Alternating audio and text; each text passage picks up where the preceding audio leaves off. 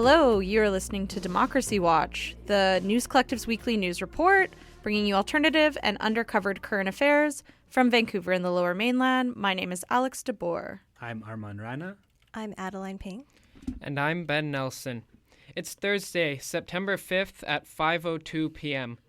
We're broadcasting from UBC's Vancouver campus on the ancestral, traditional, and unceded territories of the Hankaminam-speaking Musqueam people. On today's show, we give you a bit of prep for this October's federal election, which I'm sure is on everyone's mind. UBC political science professor Kathryn Harrison breaks down what minority governments are, how the prime minister gets elected, and what big election issues will be front of mind on the national and local level. We also have an interview with former MP, NDP House Leader, and former Vancouver City Councillor Libby Davies. I spoke with Libby about her new book, Outside In, a political memoir, and her thoughts on the upcoming federal election.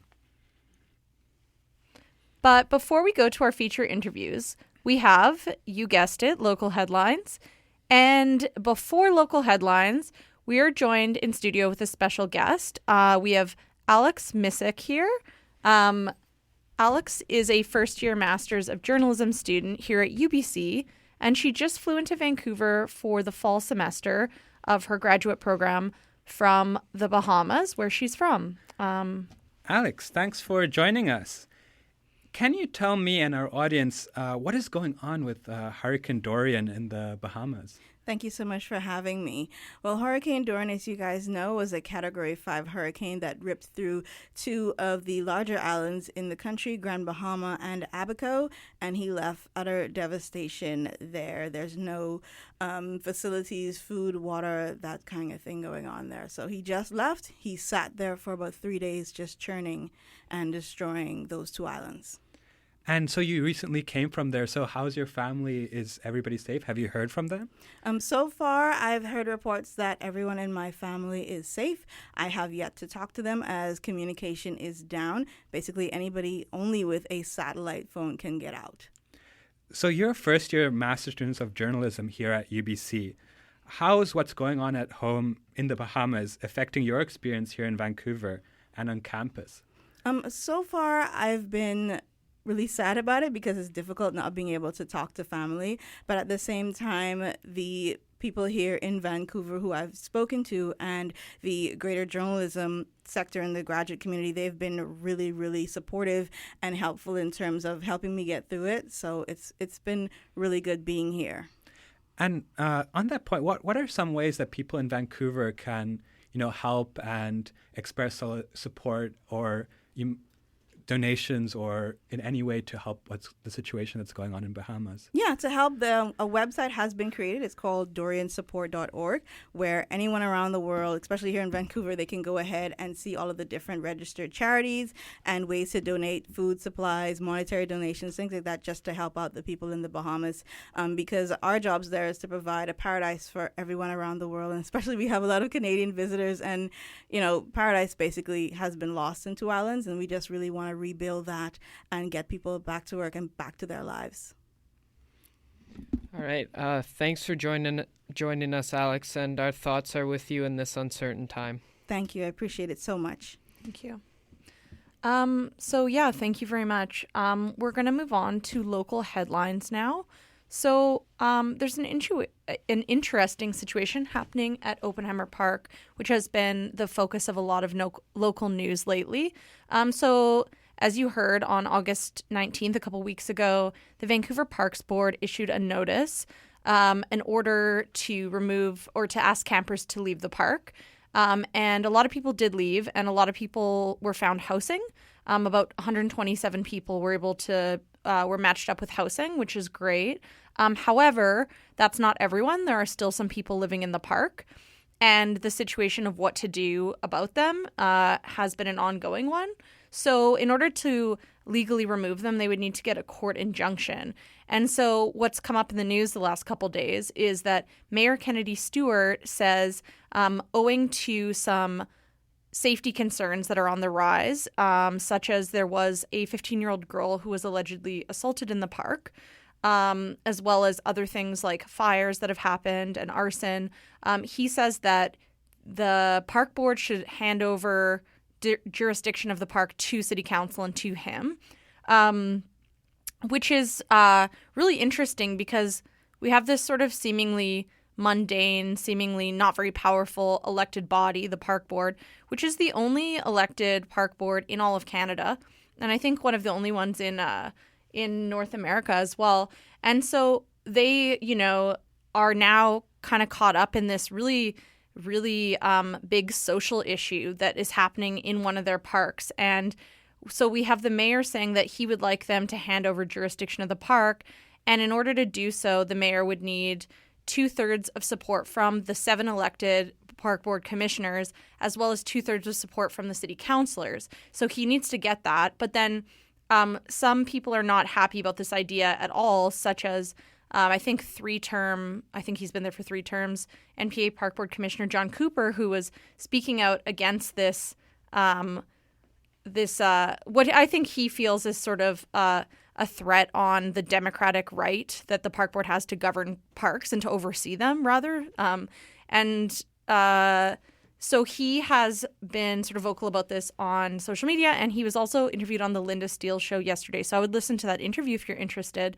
So he thinks the mayor should sort of stay out of things. So we'll see what happens. Basically, John Cooper was arguing in the interview that the mayor can do as much to help with this situation and support people experiencing homelessness in Oppenheimer Park without having jurisdiction of the park as he can if he does have jurisdiction. So, yeah, it's kind of unclear to me how this will change things. Like, by having jurisdiction, he will be able to get an injunction and kick people out of the park legally, but the park board may vote to do that anyway. So I don't know. There seems to be a lack of communication between these different local levels of government, but something I think is really interesting and you might want to keep an eye out for. Another City Hall item for headlines is that starting this week, as of I believe it was Tuesday after the Labor Day long weekend, you now have to pay to park at City Hall. So at first I saw this and was like, oh, cool, another affront to local democracy. But I think it's actually a little more complicated than it seems. So basically, you used to be able to park for free for 2 hours at City Hall. People go to City Hall to do various things, pay fees, most importantly to attend City Hall meetings where you can, speak to councillors when public hearings are held. So now you have to pay $2 for 2 hours. So it's actually not that much. And the way the city is sort of selling this, what they said in their press release, is that it is a way to cut back on emissions and congestion and to ensure that more people have access to City Hall so, people aren't taking up spots for so long.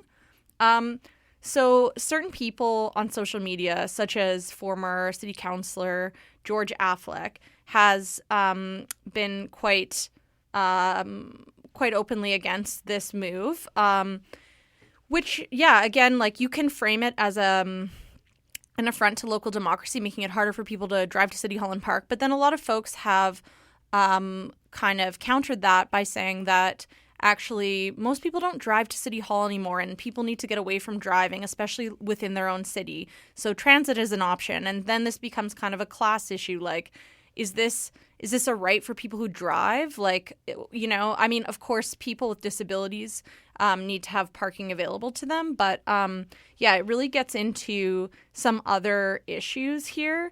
As well, one thing I wanted to bring up with this is that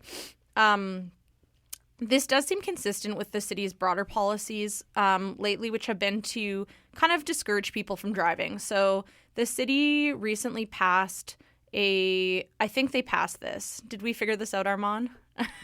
Okay, they're trying to pass or have passed a policy stating that car share vehicles can park for free. That did pass, right? Yeah, we're not sure about electric vehicles, but anyway, so now if you're driving a car share vehicle, Car2Go, Evo, you can park in city parking for free. So they're trying, and they're investing in and lobbying for public transit.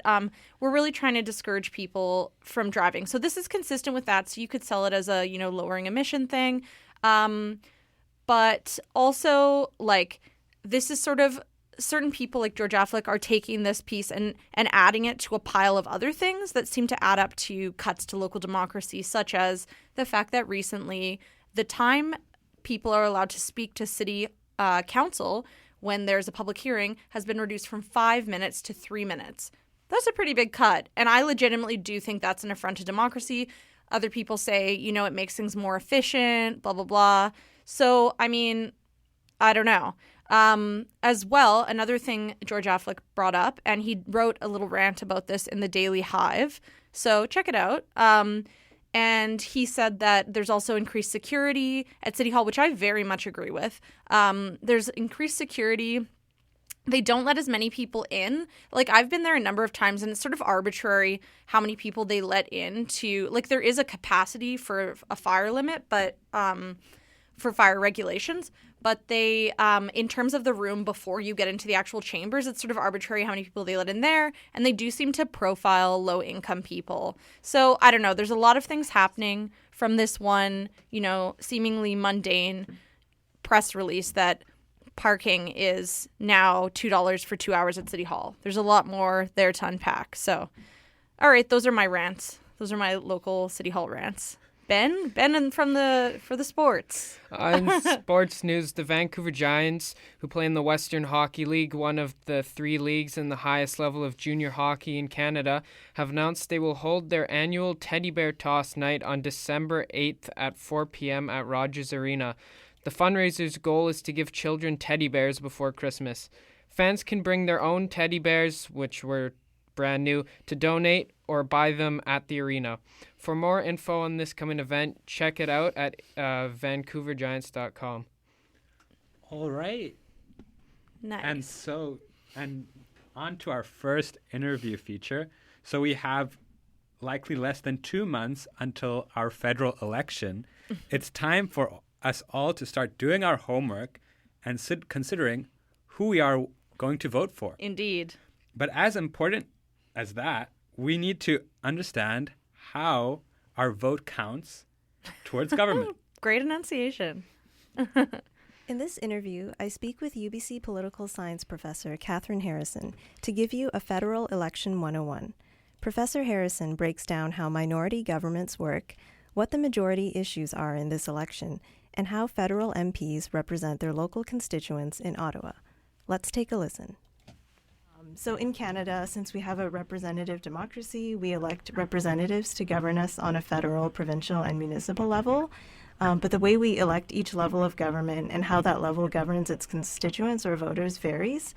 So in Vancouver, since there are 6 federal ridings or geographic areas, voters will elect 6 representatives or members of parliament. So we're wondering, could you tell our listeners how these MPs will represent their local constituents on the national level? Well, MPs have 2 roles, to represent their local constituents, but they do that typically as part of a political party. And that performs 2 functions. It is a useful signaling device for voters in their riding to tell them, this is the slate of policies that I will support as part of this political party. But also because in Canada's parliamentary system of government, the government of the day, the Prime Minister and Cabinet, must maintain the confidence of a majority of the members of the House of Commons in order to continue governing. And that's why political parties originally formed. Basically, they are teams that commit to vote together so that the party that, with the most seats can continue to govern. The other implication of that is that Canadians don't vote for the Prime Minister directly, unlike in the U.S., where people both, elect a local member, they also vote for a senator, and they vote directly for the Prime Minister. In Canada, The convention is that, if a party gets a majority, the leader of that party would become the prime minister. And otherwise, the convention would be that the party with a plurality of seats, more seats than any other party, would be given the first opportunity to form a government. Yeah, that was what I did find interesting, in that we don't directly vote like for the federal representatives, but it's the party that has like you mentioned, the majority of we seats. do vote for federal representatives. We just don't vote for the prime minister. Oh, yeah, I was about to say prime minister. Yeah, sorry about that. So, yeah, I'm also curious, in what ways do federal MPs work with provincial MLAs and local city councillors to serve Canadians? There is no formal mechanism for them to work together. Interactions between, provincial government and the federal government usually takes place between the executive. So, there are First Ministers' conferences where the premiers and the prime minister would gather to talk about critical issues of the day. There's often parallel bodies for different cabinet ministers. So there's a Canadian Council of Ministers of the Environment, where the federal, provincial, and territorial environment and climate change ministers meet regularly. So that it's at that level that the interaction usually occurs. But the cities there isn't a sort of formal relationship between cities and the federal government, although on an issue-to-issue basis. For instance, if the city is looking for investment in transit and hoping to get money from both the province and the federal government, they would, probably be in touch with both the Premier's office and the Prime Minister's office, and there might even be a three-way negotiation. At the local level, a member of Parliament may or may not coordinate with, their provincial counterpart or the local members of city council. I think it's more likely that they would be coordinating if they're from the same party. But there's no formal mechanism or requirement for that to happen. Oh, I see. So I mentioned this because I was wondering, how often do political parties exist on all three levels of government, such as with the Green Party in Vancouver? The political parties are the norm in both the federal parliament and in provincial legislatures in Canada. And in fact, Canada has relatively strong party discipline in our federal and provincial legislatures. Not all local governments in Canada have party systems, as is the case in Vancouver. There are local political parties in Vancouver, but that isn't the case everywhere, and I'm not sure what fraction it would be, would have parties or not. Oh, I see. And they're often different parties. Even when there are local political parties, they're not the same ones that exist at the provincial and federal levels. Oh, I see. Yeah, thanks for clarifying that. And so for people who are if this is their first election, could you also remind our listeners how our Prime Minister is elected? Well, the Prime Minister is the person who becomes Prime Minister is actually only elected by the voters in their own riding. Mm-hmm. But each Canadian that is eligible to vote would vote in one riding. Mm-hmm. Then they would vote for a candidate who typically, but not necessarily, is a member of a political party. We have what's called a first-past-the-post or single-member plurality electoral system. And what that means is that in each riding, the candidate that gets the most votes wins. It's pretty straightforward. Mm-hmm. But then what happens is after the election, the tallies are done to see which party has the most seats in the House of Commons. There are 338 seats, so if any individual party gets 169 or more, they have a majority, and the leader of that party would be appointed or asked to form a government by the Governor General. So they would become prime minister, and that person would then appoint their cabinet. If no party gets a majority, it's a bit more complicated. Typically, the party with the most seats would form the government, but it's more complicated if the current governing party, so if the Liberals, who currently have a majority, were reduced to a minority after the election, and if they had fewer seats than the Conservatives, they would normally be given a chance to govern first. But it's, gets a bit complicated in those situations. You probably aren't going to get into that kind of detail in a basic overview. Oh, I see. Yeah. Well, that was still very informative. Thank you for that. So following up on this, the election period. So how does a federal election get called? There is something called the dropping of the writ. Mm-hmm. It basically means the paperwork becomes official. The Prime Minister would visit the Governor General and ask to dissolve Parliament, dissolve the House of Commons, mm-hmm. and call an election.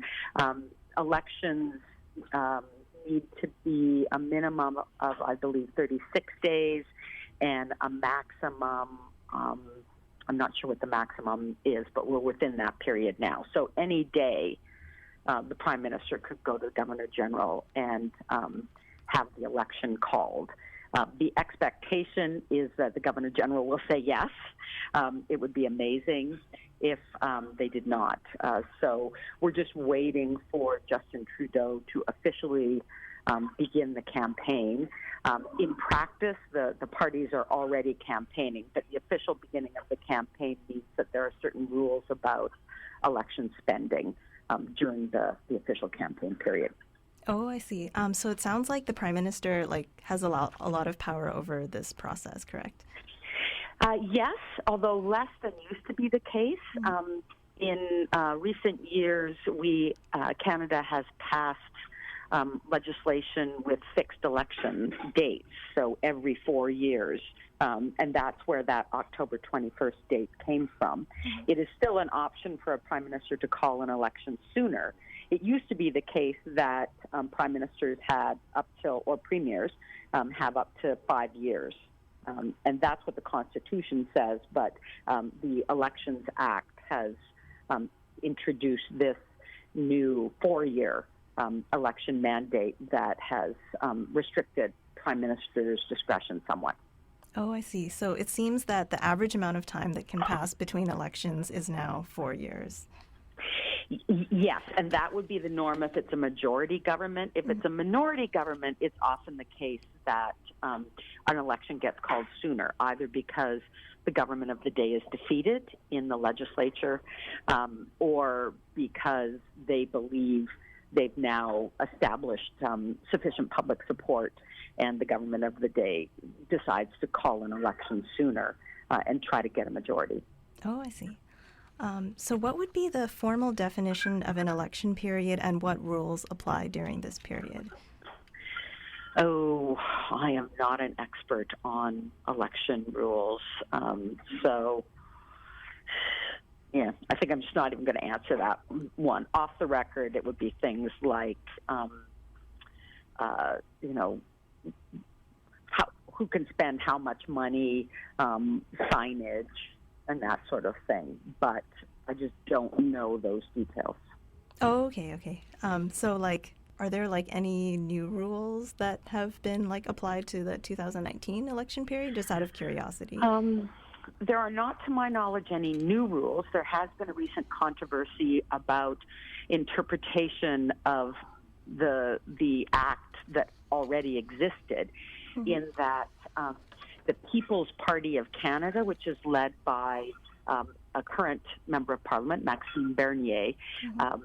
Has rejected consensus climate science. They are not convinced that human-caused climate change is real. And because of that, but also because it is likely that climate change policy will be a central issue in this campaign, and it's an issue on which the parties differ, Elections Canada has reminded people that there are third-party advertising limits. So anyone who spends more than $500 advertising on an issue, even if it's nonpartisan, so putting out advertisements about, in this case, climate change and climate change policy, would have to register as a third-party advertiser. And that, it drew a bunch of controversy a couple of weeks ago. I think has got people a bit nervous about what kinds of events qualify as third-party advertising, what kinds of communication. But from my perspective, the bigger problem is that there is something like a $500,000 limit on third-party advertising, and that seems to be much more problematic. That an organization with very deep pockets could have a very big impact on the campaign through third-party advertising, and all they would have to do is register as a third-party advertiser. Oh, I see. Now going back to the idea of majority and minority governments, something that was in the news a couple of weeks ago was that the NDP leader, Jagmeet Singh, confirmed that he would not be willing to support the Conservatives if they win a minority government. So can you explain what minority governments are and how they form?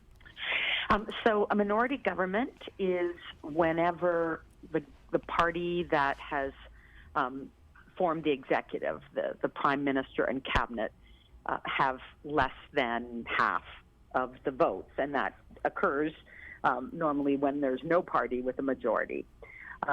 When that is the case, the convention in parliamentary government is that party must maintain the confidence of the House of Commons. So they have to win votes on major spending bills, on votes of confidence, formal confidence motions, and on things like speeches from the throne, the program of the government. And there's a couple of ways they can do that. One of them is a few ways. One of them would be by forming a coalition, in which case it becomes a formal coalition, in which case it becomes a majority government, but a government by multiple parties. We haven't had a lot of experience with that in Canada, although it's more common in other countries.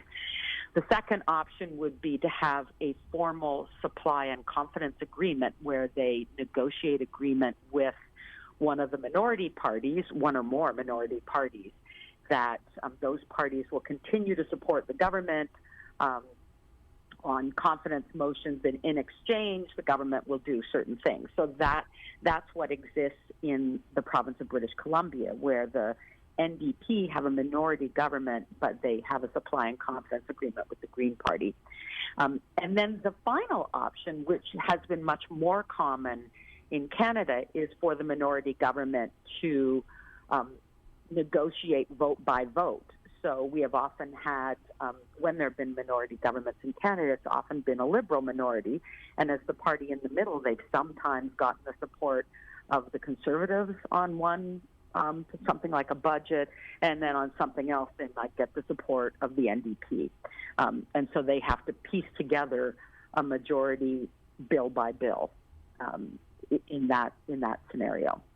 So in saying that he would not support a Conservative government, I think Jagmeet Singh, as leader of the NDP, was saying that the NDP would neither, sign on to a coalition or a supply and confidence agreement with the Conservatives. So, for example, if no party is willing to support the Conservatives, if they win a minority, any of those things could happen in this case? Well, right. They could try to govern, and the first thing would be to introduce a speech from the throne and or a budget, and then that would be the first test of the government. If they were able to cobble together majority support for that, they could keep going and then introduce their next bill and try to cobble together support. If they were defeated, the expectation would be that the Prime Minister would go to the Governor General and tender his resignation. Oh, and in that case, would we have another election? Maybe it would.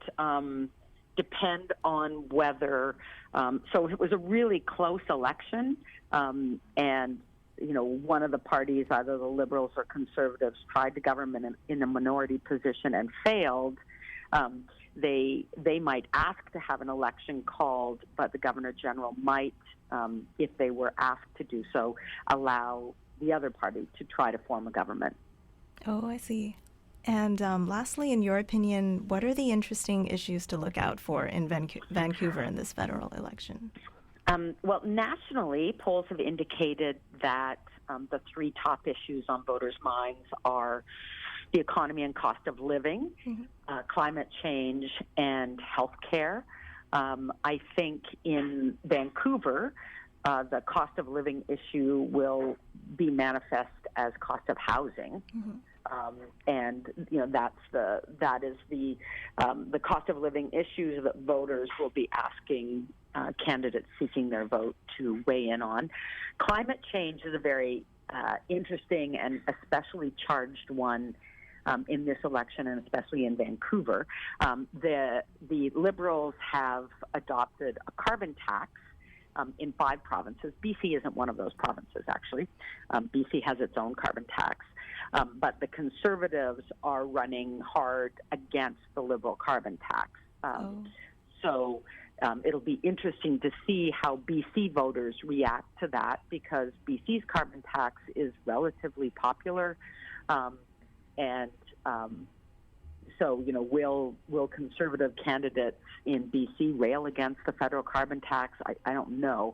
The bigger complication on climate change, I think, in BC and especially the Lower Mainland, is the contradiction between the Trudeau government, the Liberal government's adoption of, signing the Paris Agreement, adoption of a national climate plan, but at the same time buying and approving the Trans Mountain expansion project, a new pipeline that the terminus for which is in the Lower Mainland. So I think the Liberal candidates will be put on the spot by anti-pipeline voters in the Vancouver region. Oh, I see. That would be interesting, to follow up for in the next few weeks. Since for the Vancouver municipal election, the big issue seemed to be housing, but for this election, it seems to be housing and climate change, because now we're talking about, as you mentioned, the buying of the pipeline and all the implications. There are huge differences among the parties when it comes to climate change. So, polls have indicated that voters see climate change as one of the central issues in this campaign, and the parties have offered, really diverse policies from, the People's Party, which rejects that climate change is caused by human activity, or at least says we're not sure. Basically rejects science. The Conservatives, which I would say has offered sort of a fig leaf policy. They're proposing to undo the central pieces of the current federal government's policy and sort of pretending that their policy will reduce emissions, even though expert analysis calls that into question. We've got the Liberals, which presumably will run on their own track record, and the Greens and NDP both calling for some version of a Green New Deal with deeper emissions reductions, but also more generous support for workers and communities during the transition away from fossil fuels. So thank you so much for taking the time to chat with us today, and hope you have a nice day. You too. Bye-bye. All right. Bye-bye.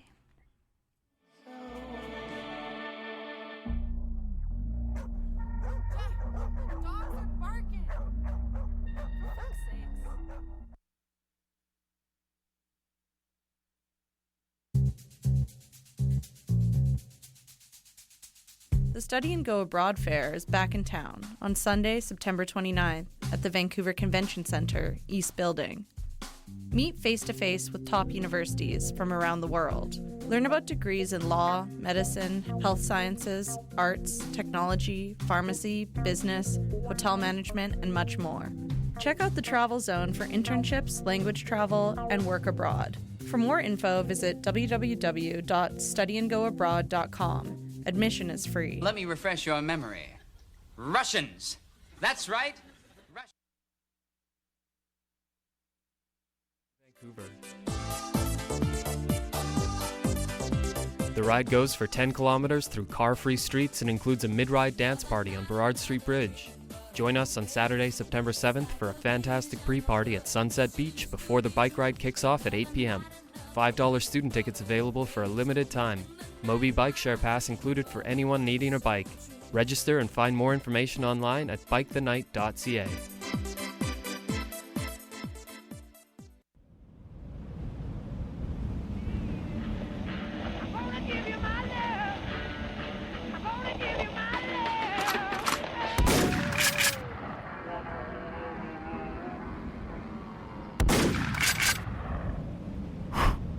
Ta-ta.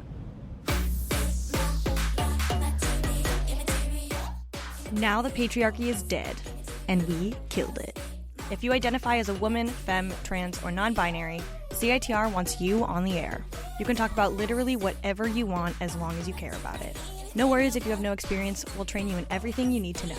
Come by CITR and say hi, hey, hi, hello, from 11 a.m. to 6 p.m. Monday to Friday to help us never play Led Zeppelin on CITR 101.9 FM ever again.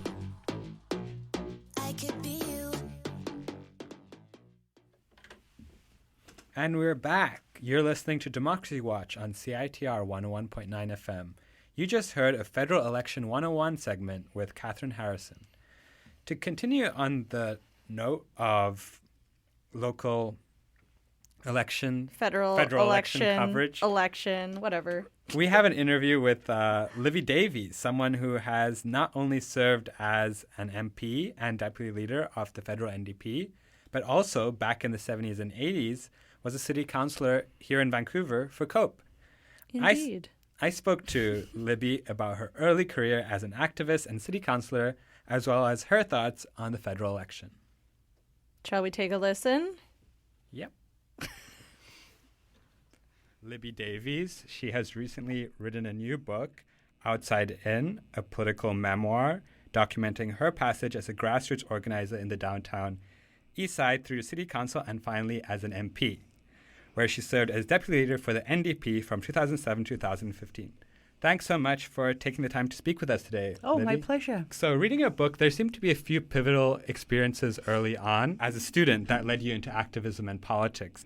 The first that I came across was setting up a local food store in the downtown East Side as a part of the Federal Opportunities for Youth program. The other was the experience campaigning for the NDP candidate Emery Barnes. Emery Barnes would go on to be the first Black person elected to the BC Legislative Assembly, along with Rosemary Brown in 1972.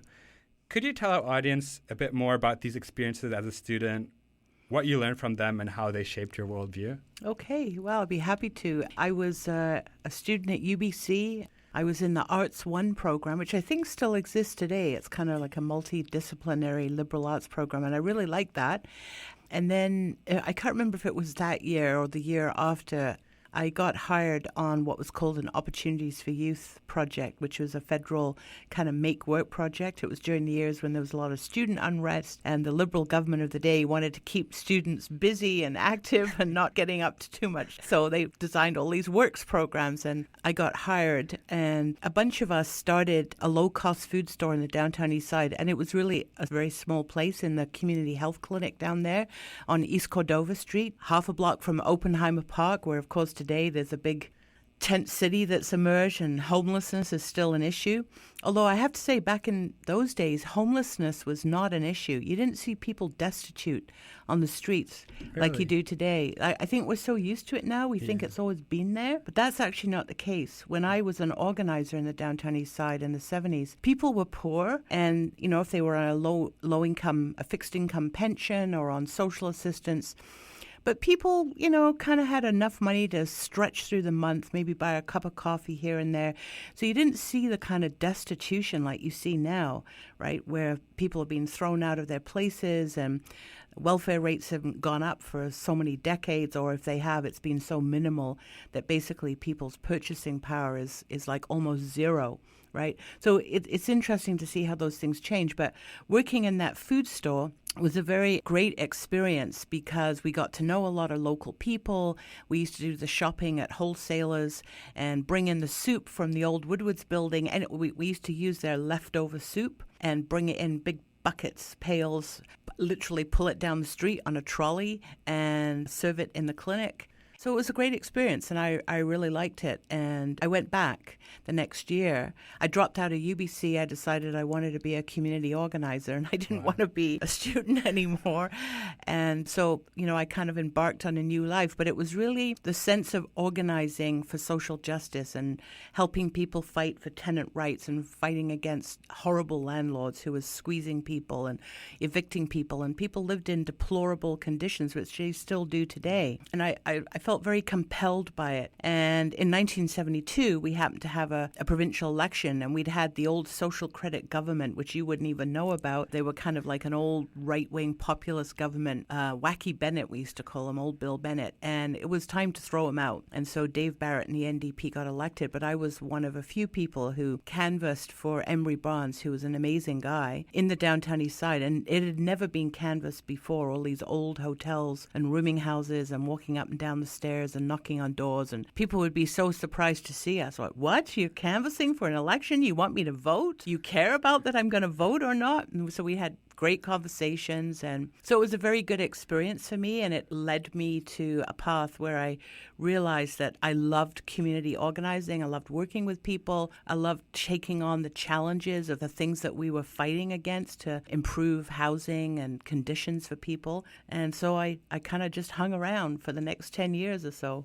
Just to follow up on that, people do not go and canvass into certain areas. Like, how do people make those kind of determinations? That, because at the end of the day, a vote is a vote. Oh, I think it's all about our own prejudices and biases and the stereotypes that we have about things. And in those days, the downtown east side was not even considered a neighborhood. It was considered, quote, Skid Road. And the people who lived there, it was a real community. It always has been. But it wasn't considered that way. It was sort of like a forgotten area that people just wanted to drive through and get out of as fast as they could. And I didn't feel that way, and the people I worked with, we didn't feel that way about it. We saw it as a real community. And when I stayed on after 1972, it was the beginning of what was called the Downtown East Side Residents Association, or DERA, as we used to call it. And DERA was around for many, many years after that, and was kind of like a very militant union of people who lived in the neighborhood fighting for their rights. And it was the first time it was ever done.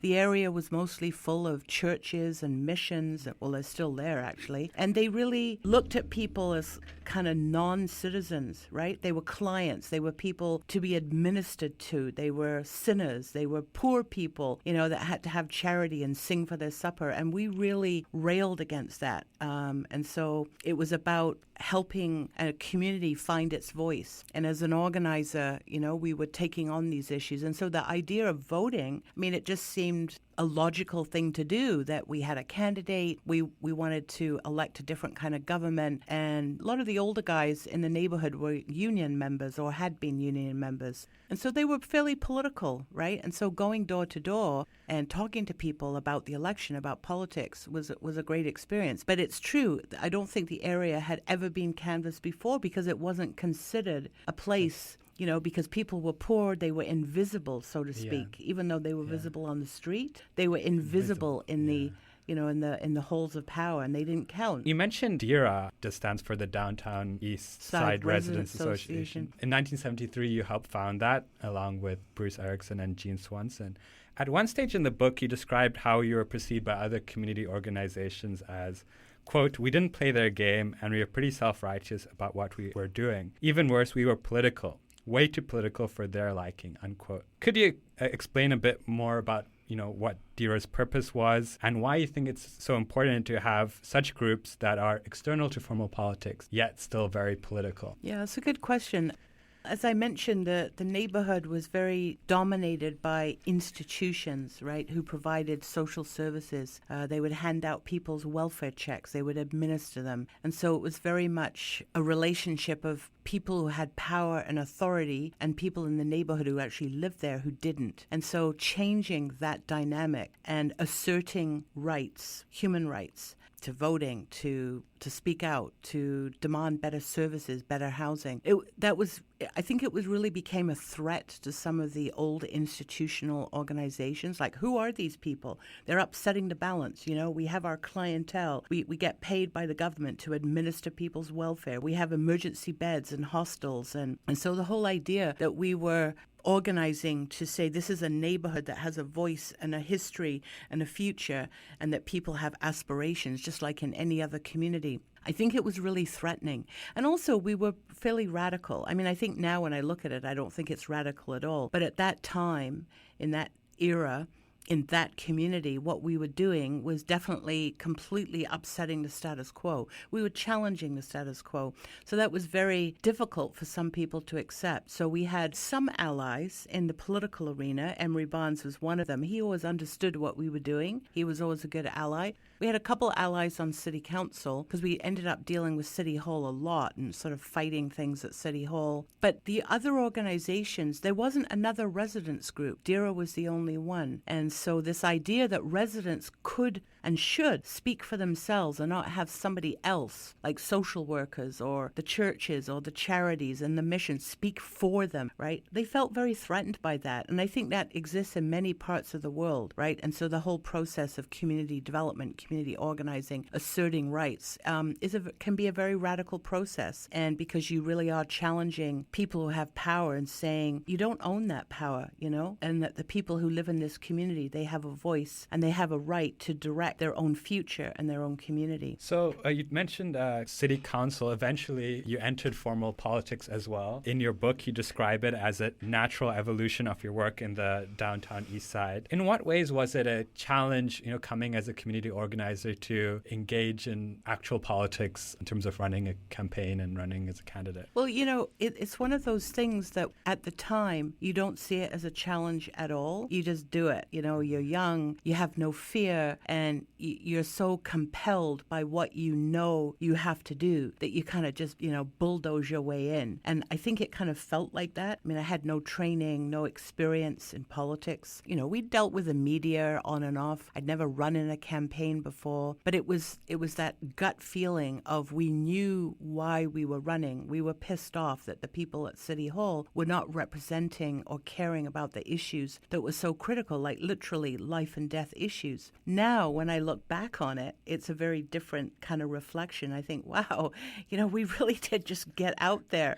And, I was 23 when I first ran. Wow. There were very few women in politics. First progressive woman I met in politics was Darlene Mazzari, who was a young city councillor, and she was pretty wonderful. And the first time I met her, I was thinking, wow, maybe women can be involved, but it was all men. It was all white men who were businessmen or lawyers or professionals and what. So the idea that we were sort of these rabble rousers running for city council, it took us a few tries to get elected. But at the time, it was just this feeling of we have to get in there and we have to change things. I do remember having become elected feeling rather overwhelmed, like, oh my God, I'm on city council now. What do I do? How do I operate? How do I work? But I figured it out pretty quickly. City Hall, it's a very egalitarian place, and I really loved learning about how the city worked. And of course, it went beyond the downtown east side. I ended up working on many issues across the city. So one of the city council battles that you had was one in the 1980s, where there was a national campaign led by big city mayors across Canada seeking new federal laws to ban street soliciting for the purposes of prostitution. And this pitted the four COPE members, including yourself, against the Mayor Michael Harcourt. That's right. You describe being on the receiving end of, quote, angry, locally organized citizen groups, some of which displayed nasty public shaming tactics, unquote. You go on to say you learned to, quote, withstand vitriolic public opinion that too often led to draconian measures. Could you talk a bit about this battle and how you find a balance when, dealing with these... You want to be influenced by these outside groups that you yourself came out of. At the same time, some of these outside groups can have different kind of purposes. So how do you find that balance between working with outside groups, listening to your community, but at the same time defending the rights of minorities or marginalized communities such as sex workers? I think you've just kind of put your finger on what politics is all about by using that example. You run for public office, you run because you want to represent certain values or certain issues. Are you then beholden to what people say you have to do? When do you make your own decisions about what you think is right or wrong? I often think that one of the reasons that people feel cynical about politics today is that they think elected representatives are really mushy, and they're all the same, and all they want to do is kind of play to the middle, right? And so they don't stand for anything. To me, it's not a contradiction that you can both listen to people and hear what people are saying in terms of what they believe in, what they want to see, but also make your own decisions about what you believe to be right based on the evidence before you. So on that particular issue in the 80s, I was a young city councillor. It was a huge issue of Vancouver of street prostitution. A lot of neighborhoods were very upset about prostitutes being on the street and cars driving around and customers, and so the response to that was to, in effect, shame the prostitutes and to have them just moved, right? And more police. And I always felt, and the other folks in COPE, we felt that was a totally illogical and harmful response, because what was happening is that sex workers were being pushed more and more into poorly lit industrial areas where their safety was hugely at risk. And so there was a big push. It wasn't just Vancouver. It was right across the country. And it happened because of a Supreme Court ruling. I mean, I won't go into the detail, but it had to do with public solicitation for the purposes of prostitution. And so when the law was struck down, a lot of the mayors across the country, including Mike Harcourt, were calling for a new, what they called communicating law. So it would be illegal to communicate on the street in a public place or even in a vehicle for the purposes of prostitution.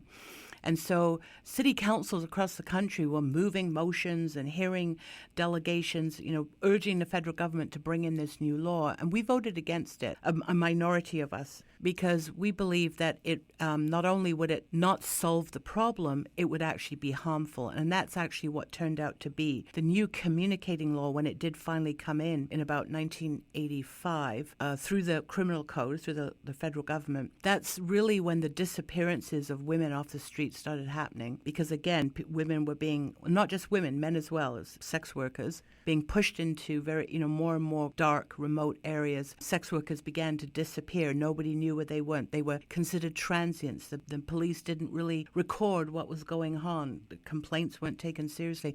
But to me, it was a very pivotal moment.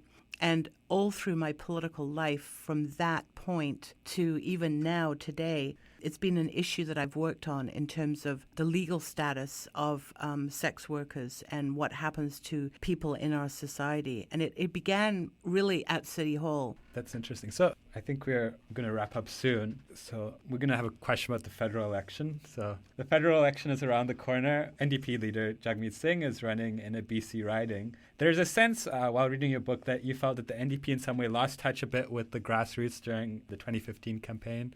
What do you think some of the things that, as someone who's served as a, deputy party leader in the past, what do you think some of the things that the NDP needs to do to maintain that connection, especially here in the Lower Mainland? Well, it probably sounds horribly simplistic to say, but I think you have to speak the truth to people. Like, people want to hear the truth about who you are, where you stand, and what you intend to do. We're at a very critical point globally. On the one hand, there's a rise in activism. There's amazing work going on around the climate crisis. On the other hand, we're facing the most right-wing forces we've ever faced for, many, many decades, who are trying to stop important changes from coming forward. And so I think this is an opportunity, particularly for the NDP in a Canadian context, to take on the issue of the climate crisis and to be the voice for what it is that needs to change. And I say that not to diminish the role of the Green Party, for example, which has always had a very strong environment on the agenda, but because of the history of the NDP with the labour movement, with working people, I feel that the NDP has this very unique role to work towards this new kind of transformation, a different kind of economy where we don't throw people under the bus, where we do have good jobs, decent wages, health and safety in the workplace, and a proper transition to a new post-fossil fuel economy. And it needs to be done now. We can't put it off. We can't say that this is a debate. It's got to happen. We have to be concrete. And so I in the book, I call for the NDP to be extraordinarily bold about that, because I really feel like we're the ones who have to take that up and speak the truth to people and say there are alternatives in the political arena. So much today, people, there's all this strategic voting, and people are, think, well, I'm going to vote to stop something. Maybe I'm going to vote to stop Andrew Scheer. I don't know, whatever their politics are. And I say back to people, you know what? Trust yourself to vote for what you believe in. How do we grow this movement, right? If we don't work to grow the movement about what we believe in that we need for this planet and for human beings who, live on it very precariously, then, let's just pack it up, right? So, that to me is the challenge, and that's very front and center in this federal election. And I really hope that people out there, the listeners, students who have played a very important role, of course, globally now, with the climate crisis. The student strikes is incredible. Bring this into the political arena, push the politicians, push the parties, and demand those answers and directions that are concrete. And some of it will be uncomfortable, because some of those changes will be uncomfortable, but it has to be done. So I believe very strongly that, I hope that the party that I belong to is up for that and will do that. But more than that the people of Canada will take that on in this federal election and demand that these changes happen. Thanks so much for being with us. Just to wrap up, you're speaking here at UBC on the 9th of September as part of a conversation entitled Can Activism Happen in Politics? Could you tell our listeners a bit more about the event? Well, yes, I was delighted to be invited to speak at this event, because it seemed like it was just an excellent kind of topic and timing to talk about the interaction of change and activism and the political process, and what's the disconnect and how do we make it work better. So I was very delighted to be asked, and I hope that it will be a very interesting discussion for people who come, because we do want to make it a discussion, because it is a very timely thing with the, by then the federal election. Maybe the writ will have already been dropped. If you care about what's going on, what can you do? How can you get involved? How can your voice be heard? How can you help affect change? So I think it's going to be a very interesting evening. Awesome. So that event is entitled Can Activism Happen in Politics? And it'll be at the North Great Hall in the Nest on the second floor in UBC at 6 p.m. September the 9th. Thank you so much for coming to speak with us, Libby. Oh, you're very welcome. Thanks for listening. This is Democracy Watch on CITR 101.9 FM. You can also catch Libby Davies here at UBC on September the 9th from 4 to 6 p.m. Tickets are free for students and available at Eventbrite. The event will be hosted by UBC Centre for Community Engaged Learning. Thanks for tuning in this week. Join us again next Thursday at 5 p.m. Join us at 5 p.m. and we'll be covering the federal election as it continues and when the election period starts. So, especially tune in more than usual. And we'll be uploading some of our content onto Seeking Office, so check out our podcast if you haven't already. Thanks again. This is Democracy Watch signing out. Bye-bye.